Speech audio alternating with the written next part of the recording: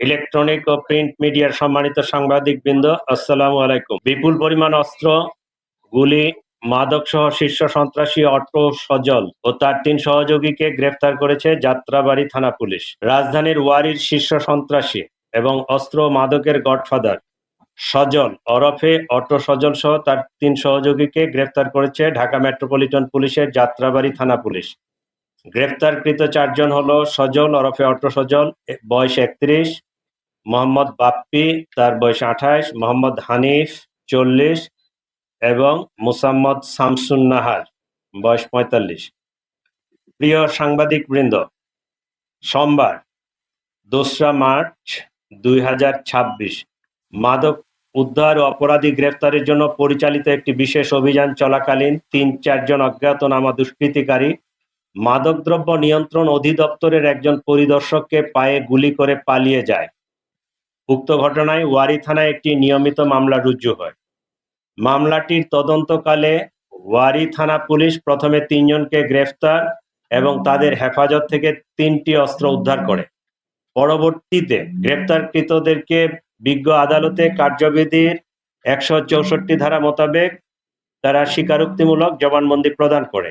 তাদের জবানবন্দিতে প্রকাশ পায় যে মাদকদ্রব্য নিয়ন্ত্রণ অধিদপ্তরের কর্মকর্তার উপর হামলায় ব্যবহৃত অস্ত্রটি সরবরাহ করেছিল ওয়ারী বিভাগের শীর্ষ সন্ত্রাসী অস্ত্র মাদকের গডফাদার সজল ওরফে অটো সজল।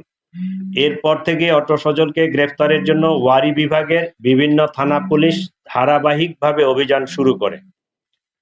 প্রিয় সাংবাদিকবৃন্দ, এরই ধারাবাহিকতায় গতকাল বৃহস্পতিবার ১৮ জুন রাত আনুমানিক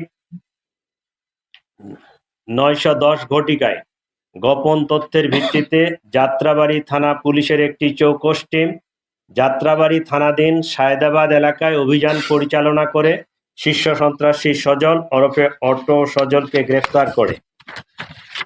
গ্রেপ্তারকৃত সজলকে ব্যাপক জিজ্ঞাসাবাদ করা হলে সে স্বীকার করে যে ওয়ারী বিভাগের গ্যান্ডারিয়া থানাধীন স্বামীবাগ এলাকায় তার একটি ভাড়া বাসায় বিপুল পরিমাণ অস্ত্র মাদক মজুদ রয়েছে।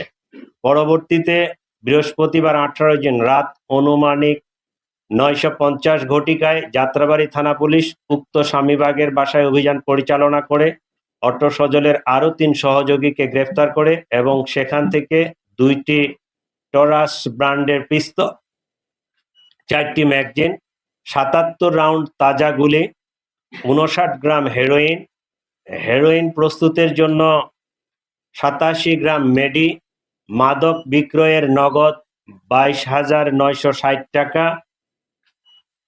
এবং অপরাধমূলক কর্মকাণ্ডে ব্যবহৃত ৪টি বিভিন্ন ব্র্যান্ডের মোবাইল উদ্ধার করে জব্দ করা হয়। গ্রেপ্তারকৃতদের বিরুদ্ধে যাত্রাবাড়ী থানায় অস্ত্র ও মাদক নিয়ন্ত্রণ আইনে ২টি পৃথক মামলা রুজু হয়েছে।